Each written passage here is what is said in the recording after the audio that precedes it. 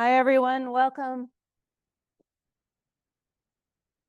Today, we're going to start with our feet on the floor and put your hands way up in the air and stretch in whatever way feels good to you.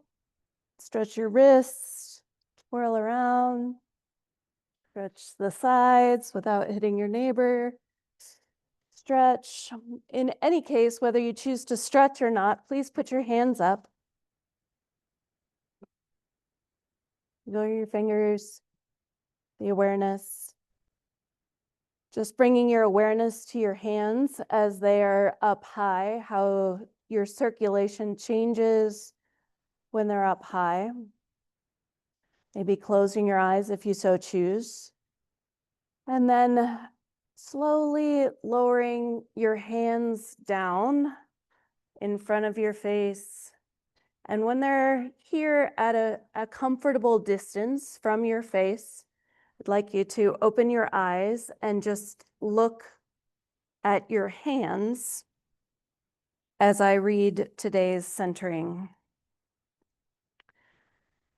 Open your awareness to the hand's journey through time.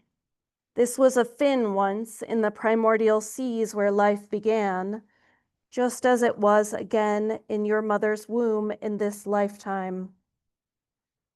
Countless adventures since then have shaped it. This hand connected with trees and wind as it refined and revised its intelligence. This hand, the ancestors are in it. The ancestors who learn to push up on dry land, to climb, to reach, and to grasp. The grasping hands of primates are an adaptation to life in the trees.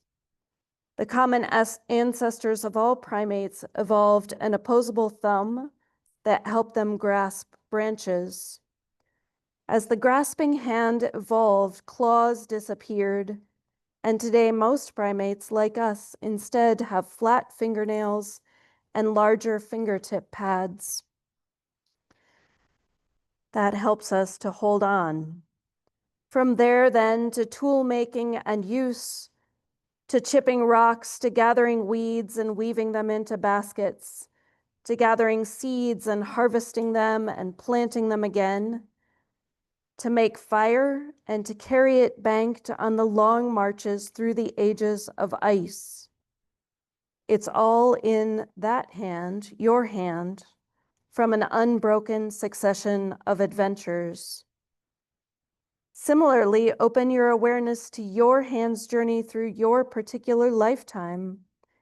Ever since it came out of your mother's womb, clever hand that has learned so much.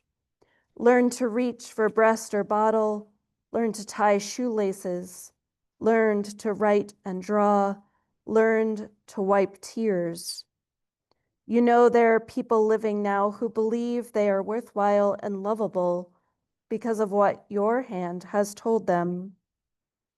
There are people living now who will be healed in mind and body by the power that your hand allows to flow through it. And there are people living now whose last touch in life will come from this hand, and they will be able to go into their dying knowing that they are not abandoned. Take a good long look at your hands. They are a history book of where you've been and everything you've touched and worked for. Think of the handshakes you've shared and remember how they felt. Some weak or strong, others soft or rough. Through your hands, you have felt some of the other person's character and maybe even the kind of work they've done in the world. Remember how your hands feel when you hold a baby or someone of any age. Your hands are not only strong and capable, they are filled with love and beauty. Thank you. We have some guests today to tell you about an opportunity. So come on up. Thank you. Yes, welcome them. Here's the slide. Advancer, you can push that button to advance. Hi, guys. We're here to talk to you guys about a sustainability leadership opportunity here at Penn State. So, starting off, my name's Michaela. My name's Cameron. And as you guys may have seen, I walked up right from the seats right there. I'm in this class with you guys, but as I've taken this class, I realized that a lot of what we talk about here in this class, a lot of the connection to the earth, others, as well as our presence here in the earth, exemplifies a lot in what I'm going to talk to you guys about today, eco-reps. So who are we and what do we do? Eco-reps, we are paid student sustainability ambassadors here on campus. We work directly with Penn State Housing and Penn State Sustainability, and we work to achieve accessible sustainability learning and leadership to first-year students and anybody living here on campus. So you might see us around. Cameron, you want to talk about the events that we have? So one of the events we have in the fall is working in the President's Box at the football games, trying to promote zero waste. We also present at first-year seminars, and we do collaborations with RAs, and we do fun events for Earth Day, America Recycles Day. We do a single-use scaries event for Halloween, and just more events around campus promoting sustainability. Yeah, so what we want to do is make it more accessible to everybody here on campus, not only to learn the facts, but find sustainability fun and engaging. Everybody has a place in sustainability, and that's what we want to share with you guys. So you probably are wondering who we are, what we do, and how can you be a part of EcoReps? So we have one qualification for you guys, a willingness to learn. Do you want to talk about that? Yeah, I was a part of the 1 credit course that's required to become an eco rep, and I went into it. I didn't think that I would be kind of qualified for it because I'm not in a sustainability related major, but they were really nice and they were really willing to teach me as long as I was open and receptive to the learning. Yeah, and that's a lot of what we talk about here in this class, being open and being receptive to new information and new ideas and new people. And that's what we talk about in that class. If you guys do choose to become an eco rep, you'll see me and Cameron as TAs in that class. I have to say it's quite fun, but you also get to learn more about yourself and others in the guise of sustainability. So how can you be an eco rep? We have a couple different ways to apply, but most notably for this class, we have our in-person interviews, which is going around campus. We just had ours in actually Pollock, scratch that. That was yesterday. And then we have our next ones in North on Monday. Wednesday is West. And the next Monday is East, and the last Wednesday is Pollock. It's all 5 to 7. We like to prioritize the connections that we have with each other. And so having these in-person interviews really makes us learn more about you. So I highly recommend, if you're interested in a sustainability leadership opportunity, this is something that you might want to attend. Additionally, there will be a link posted in the Canvas after class with some contact information that you may want. Additionally, more information where you can find it as well. What other benefits do we have as eco-reps? So we do get paid. We get $500 a semester, and we also get to kind of polish our professional development skills. We get to use our networking, and we get to advocate for change on campus. Yeah. So if you want to be a part of sustainability here on campus and have a connection here with Penn State, this is a great avenue to go by. Not only do you become a professional sense in the sense of sustainability, but you also work in a professional environment with people that do love sustainability as much as you do. You form those connections with like-minded people, but you also form connections with the future that you'll make for yourself. And that's pretty much all we have to share with you guys. I want to reiterate a thank you to Jen, but also all of you guys for listening to us today, hearing what we have to say. I hope that you guys take interest to this or ask us questions after or attend one of our events. There's a lot of different ways that you can engage with sustainability. This is just one of them. Thank you guys.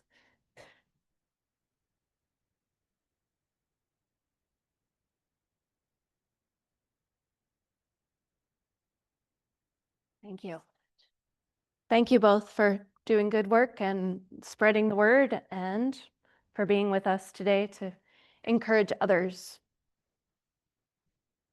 Our next extra credit movie is going to be in 102 Osmond on Monday evening, so you can make note of that. I secured that location, or I found out what the location was, so that is coming up for you. All right, so in your journal today for page 53, with whom do you struggle to connect? So looking at that big chart, I know that it's small, right? That's kind of the point, is that there are lots of different connections and possibilities, all the different species on this planet. So I'm curious about, with whom do you struggle to connect? I've heard people who are afraid of bugs, maybe particular bugs. Could be a particular person. It could be a group of people. So just make a list there on your page. Struggle with connection.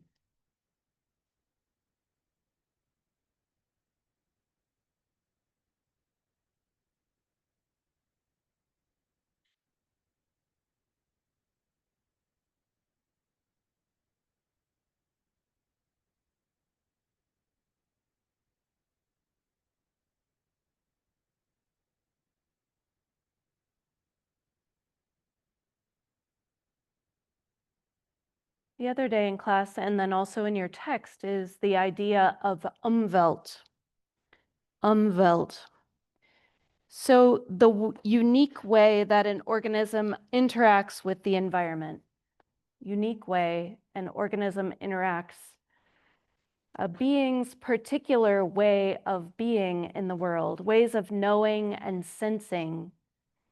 So it could be water needs, shelter needs, potential threats, points of reference for navigation, right? An organism creates and reshapes its own umwelt as it learns and unlearns, just like we do, as they move through the world. So the functional circle, what's happening in the world for that organism? So today I ask for you to have your sense of possibility wide open, and as deeply as you can, considering the experience of others.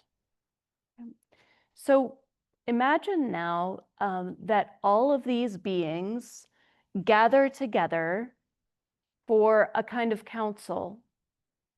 And the idea of the council, the topic of the council is who contributes most? Who contributes most on this planet? So what we're going to do is sort of witness this council as we go through today's class. So the other day we talked about plants. Are plants contributing the most? Right? Pretty important after all the characteristics that we talked about on Tuesday. Did any of you have a plant encounter? A different way of thinking about plants, or something that you noticed about plants after that class on Tuesday that you'd like to share? I'd love to hear a story of a plant encounter.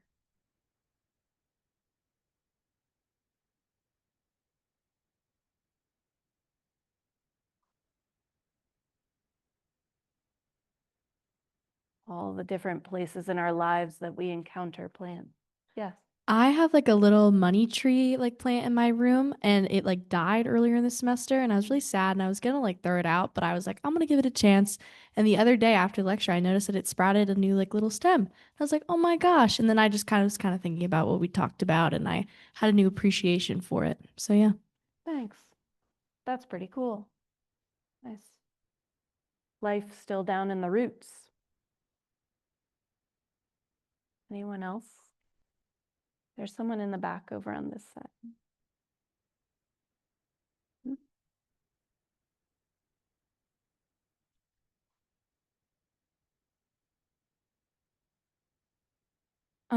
I noticed a lanternfly on a tree, and I recently learned about how they're invasive to trees.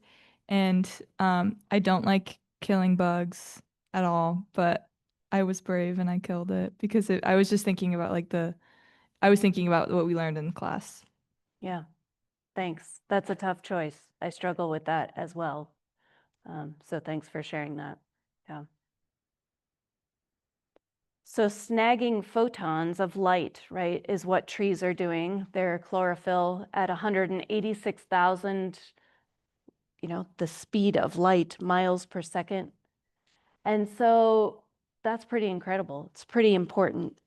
So maybe plants, they have an argument for being the most important on our planet. But then what about worms? What about worms and other decomposers? They have all of these features that have a why. Things that people struggle with about worms is that they're slimy, right? That slime has a reason. It's protecting the skin of the worm as it's moving through that bumpy surface. They're slimy because that mucus helps them to move through the soil.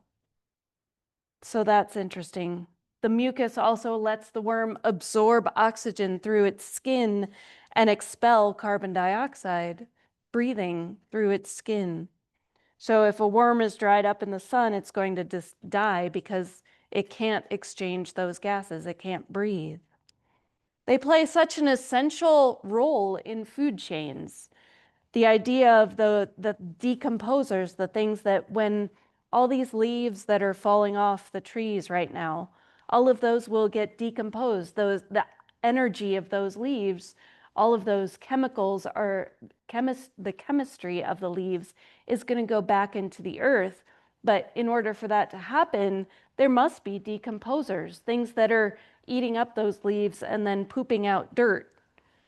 So there are all these little things that run the world. These decomposers are really important. So the composting, when you have that opportunity to put your banana peel in the trash or in the compost out here in the hallway, when you put it into the compost, those nutrients are going back into the soil through the help of worms and other decomposers. If you put it into the trash, it goes into a trash bag, a plastic bag, and gets sent to the landfill where it gets stuck. Those nutrients get stuck without the help of the decomposers. So they're pretty important on this planet. So they would have an argument for doing the most work, being the best. Then we have these. How many of you have seen these at the beach? Yeah, quite a few of you. Horseshoe crabs. Horseshoe crabs, are they the best? One year, my kids and I went to vacation in Delaware, not knowing what an amazing phenomenon we were going to witness. Hundreds, thousands of horseshoe crabs were coming up on the beach. Eggs were everywhere. For my kids, it made for a challenging beach experience, except that to understand, right, that they are incredible living fossils, some of the oldest creatures to survive on our planet. Their origin, 450 million years ago. They've been doing horseshoe crab things for that long. Just for comparison, humans have been around for about 200,000 years. So maybe horseshoe crabs are the best. They've got something figured out that they've been here for a really, really long time. What about owls? Able to fly silently, to catch their prey with practically no sound, voiding predators when the world is quieter at night. They have these great big, feathers on their faces that help them to catch sound. They have those eyes that can see 5 times better than ours at night. All these extra light collecting cells that help them out. Owls get the reputation for being wise, and they certainly are in their own way. I wouldn't know how to be an owl. Owls are so unique. So if Earth didn't have these sort of predators, owls and foxes and bobcats and snakes, the place would be overrun with small rodents. We wouldn't be able to get rid of all the small rodents because, without these predators, things would be out of balance. So that's pretty cool. So maybe they're most important, keeping things in perspective. Then there's this, right? Bacteria. What the heck? Are bacteria the best? Going back to that tree of life slide at the beginning, bacteria are like way down here at the very bottom. Bacteria as a group have this remarkable set of capabilities. Exchanging, they can swim like animals, they can photosynthesize like plants, they can compose dead organic matter like fungi. They have pioneered into existence all of life's essential metabolic processes: photosynthesis, oxygen breathing, fermentation, nitrogen fixation.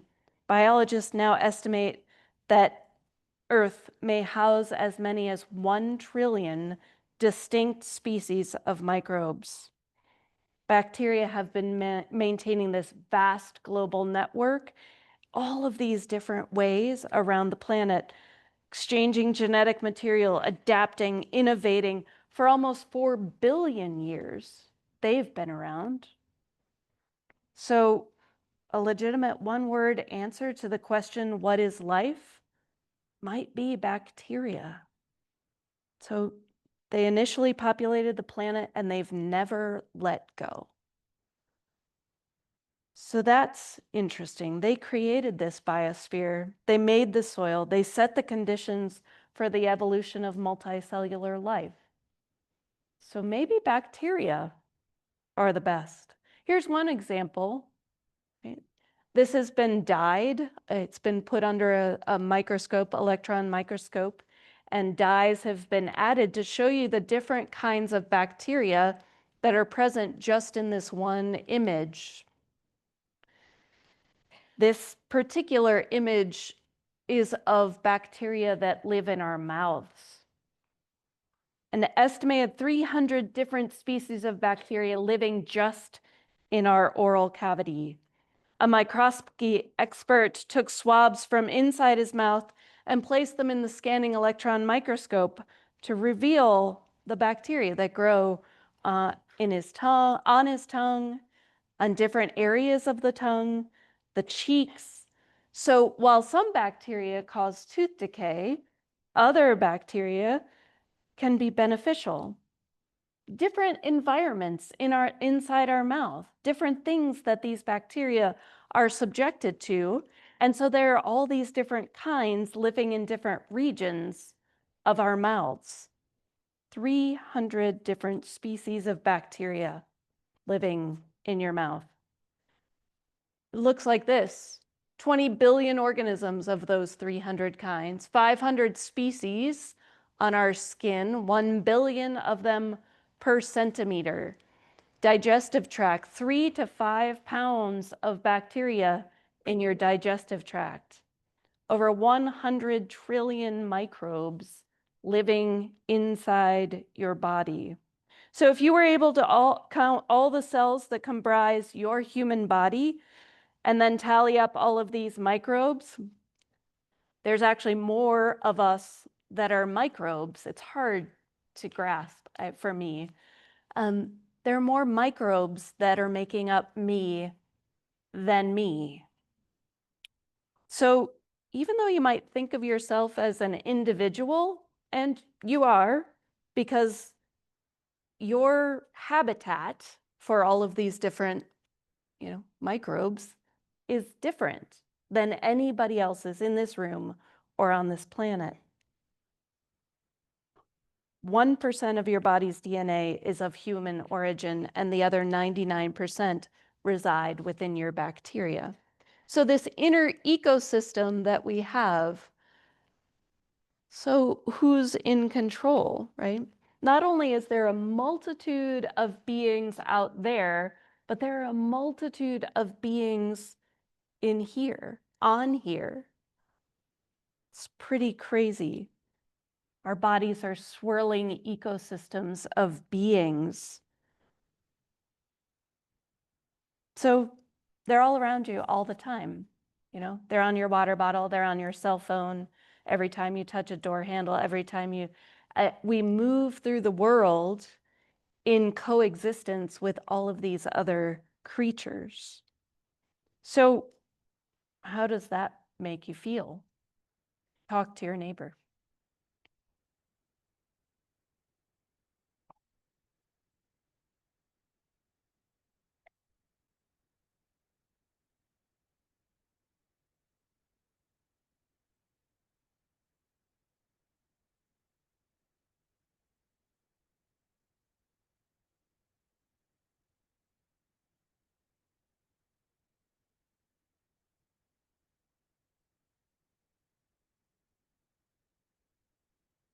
Sometimes it's nice that there's no rush.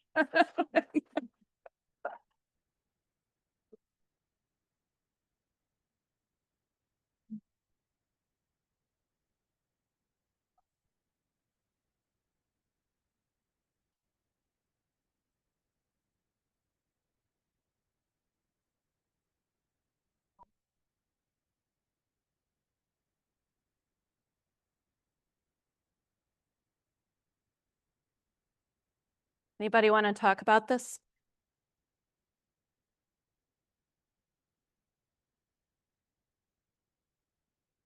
Thanks, Abby. Thank you. The thought of this freaks me out. I don't like thinking that there's little tiny things on my body just wiggling around. I choose not to think about it, which probably isn't that great. I probably need to one appreciate the fact that there's a lot of them on my body to help me. But also it's nasty. So, Yeah, we are definitely conditioned to think about bacteria as being nasty, I think. Any other comments? I think it's kind of nice because it's like you're never alone. And then also, it gives yourself a purpose other than just like how you want to live. Like there's another reason because there's so many millions and millions of bacteria on you that's depending on you to live. So it's kind of nice in that way. Sweet. I appreciate that. Thank you.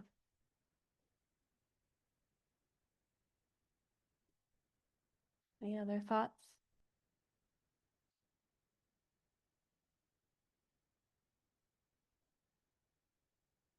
Kind of like whoever talked first said, it's kind of like a weird existential crisis to think about that there's like all these things in your bodies and that like they have their own like quote unquote life inside your body. It's just kind of like mind-boggling. Yeah, for sure. Thank you for saying that. There's someone back there, Logan. Let's take just one more. Yeah.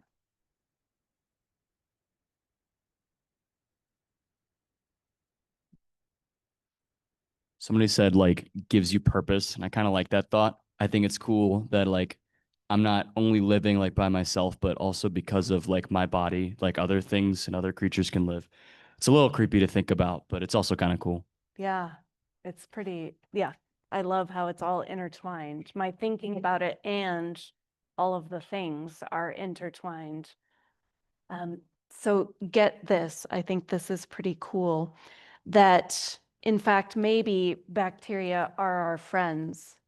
So when we think about bacteria and the way that our systems work, as we've talked about, there are all these connections, right? So studies provide evidence that the composition of our gut microbiota, so those creatures living inside our gut, could influence our levels of contentment. For example, almost all of our serotonin and much of our dopamine, those are those neurotransmitters we've talked about, that are associated with pleasure and well-being, those are produced by microbiome that live in our gut.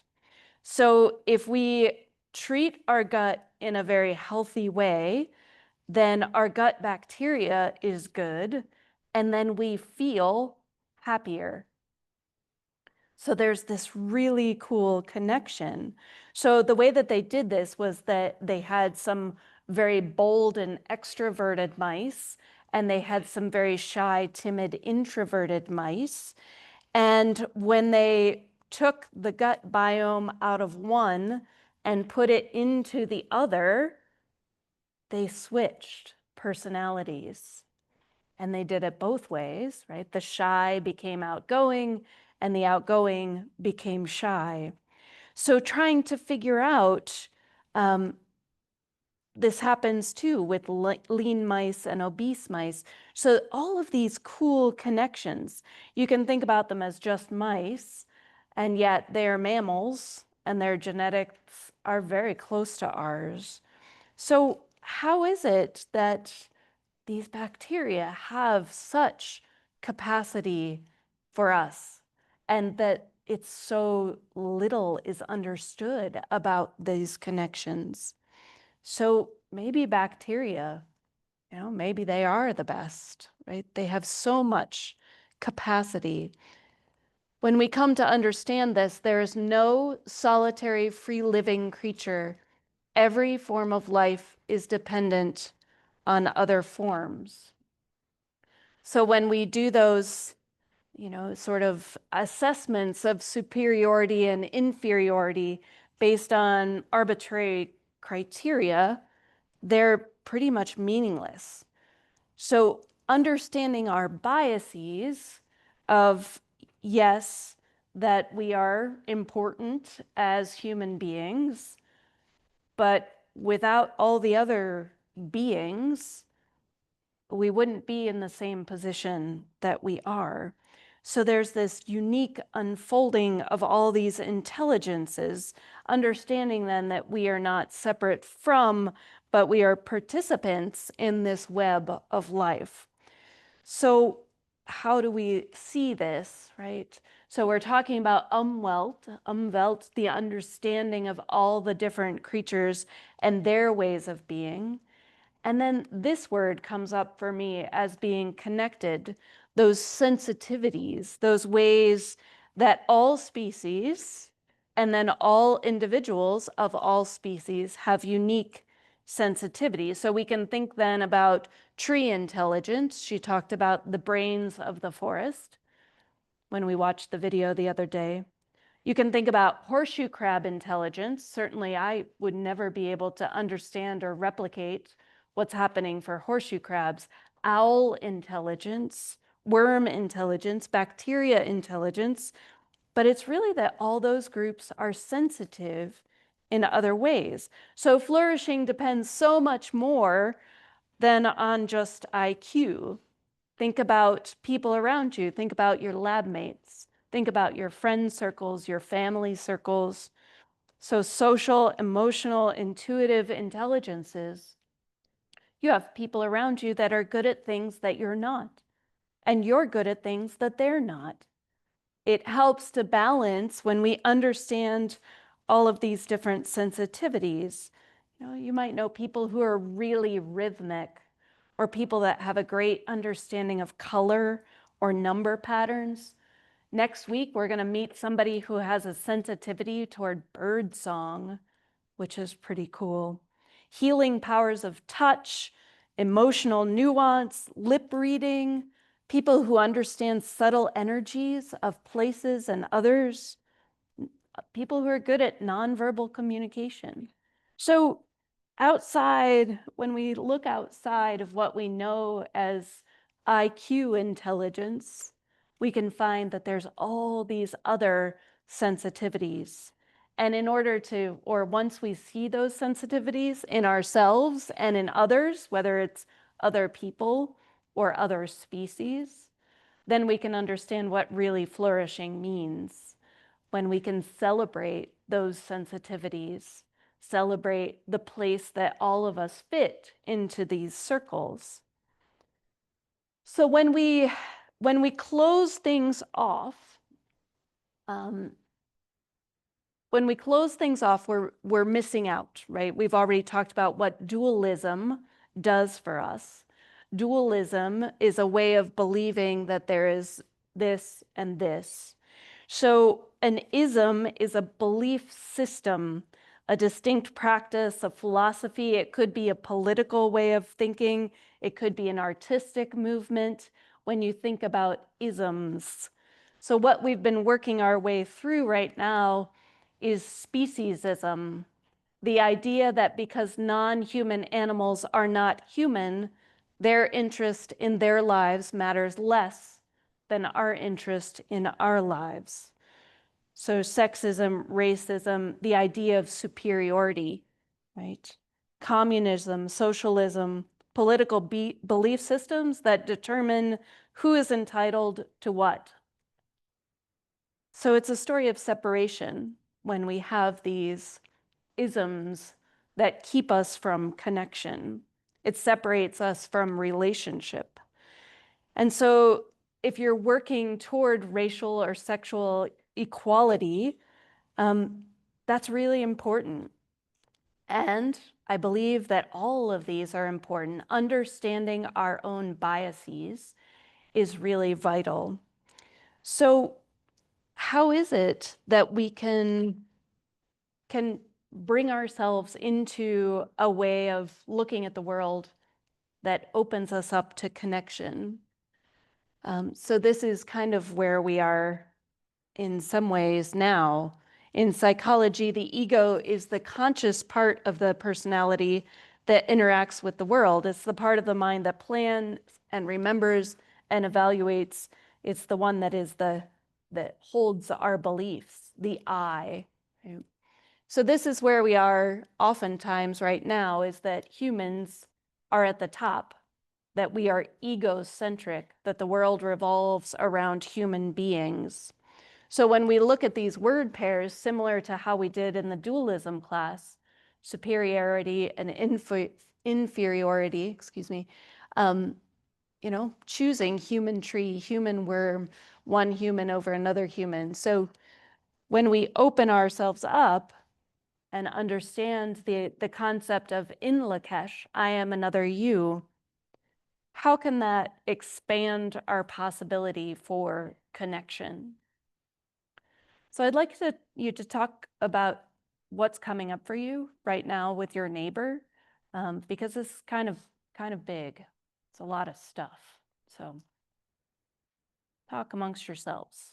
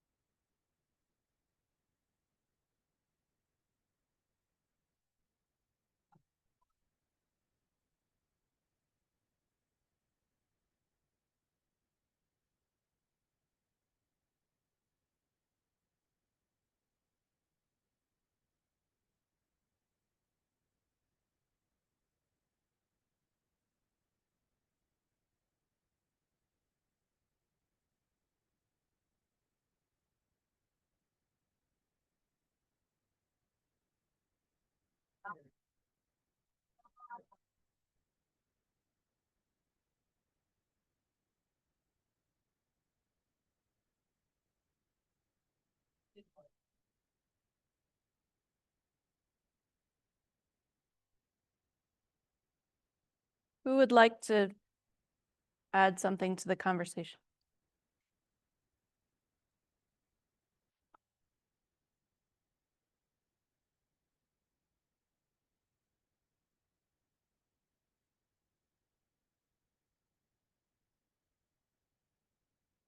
When we were talking, the first thing that came to my mind was, the first thing was superior human, human, human, human, human, and then another human, one human. That's no.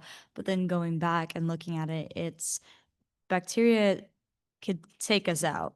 And owls, crabs, worms, trees, we were talking about this, they don't need us to live. So I guess my definition, like speaking from the I think that superior in the environment that I was raised, superior is like the winner. And I don't know if that's going to make any sense, but it's like, I kind of see it as, okay, well, a human and a crab, we eat crabs. We're superior, we're the winner. But I don't really know anymore. I mean, it's subjective, it's biased. Anyone want to build on that or anything else that you'd like to add? Love to hear from some folks that we haven't heard from yet, if we can. I don't think that like any like speciesist behavior like by humans is always intentional. I think it's more of a survival thing. Like sometimes like an owl is going to kill a mouse because it needs it to survive. A lot of human instinct is like even like we know we live more comfortable lives like in like a country like this. We still see like other animals or animal products as we need this to live. So we're gonna take in our own priority because we think we need it to survive. It's a survival instinct. Mhm. And not to say that we don't always think we're superior, but it's more like a subconscious, not an intentional, like, I want to overpower like an animal or a plant on purpose, if that makes sense. Mm-hmm. Yeah, thank you for saying so. I think about yesterday, I was on the Shavers Creek. I was walking to my car at Shavers Creek, and there's an entrance road loop, and the speed limit there is 15 miles an hour. Right now is a really busy time in the world of squirrels as they're caching their walnuts and oak tree, the acorns and things like that. And so there are a lot of squirrels moving back and forth.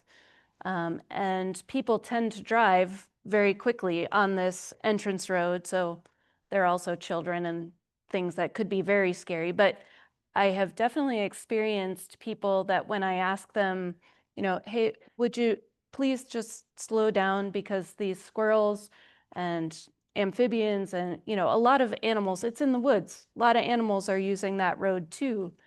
And people are like, but it's just a squirrel. Yeah, but it's a squirrel living its life.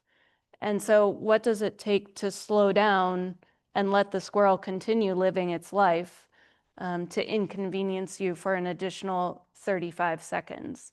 So they're the things that we do and that we take without being conscious, but then what can we do to be a little bit more conscious and a little bit more aware? How can we choose, right? It is a choice.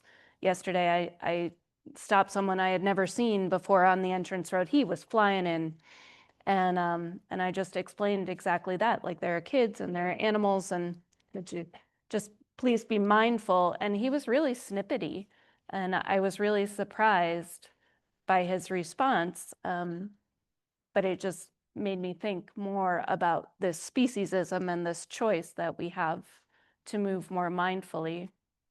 So I appreciate your thoughts. Thank you both. Does anybody else have anything they'd like to add?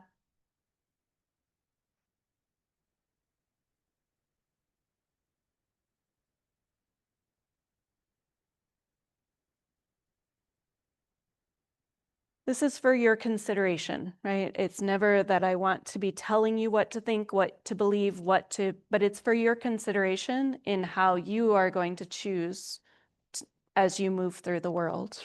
Yeah. Oh, so what we were talking about is like, I think that like, for the sake of like the ecosystem and stuff, I would say that we're all very equal because we all play our part. But I think like as humans, like if we truly believed that we were equal to animals, other animals, or truly equal to a tree, like we wouldn't eat animals, which some people don't. Like you wouldn't eat there's a reason we don't eat each other. So if you like if you truly believed you were on the same level as an animal, you wouldn't eat the animal. If you truly believed you were on the same level as a tree, you wouldn't cut down a tree and build a house.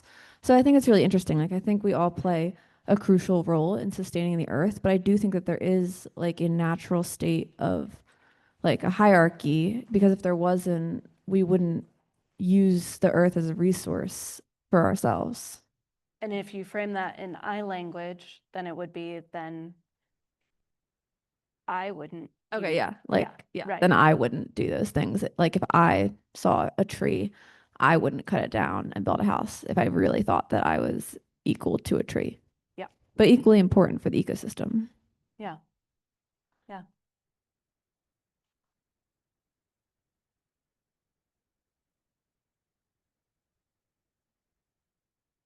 This is so fun. Okay, that actually I really liked that, but that kind of brought up the fact that like have to eat things that are living. Like if like herbivores or like oh my Lord, trees are living and the plants that we eat are living, the fruit, the vegetables, it's all living before we eat it. And so I think that there is a difference between like cutting a tree down and building a house versus cutting a tree down, building a house, and being really grateful for the tree and using the whole tree and making sure you're using the resource and that you can give back in other ways as well and stuff like that. So I thought that that was a really, really cool point that has a lot of different stuff going on with it. A lot of connections. Good. Thanks, Molly. There's someone back there.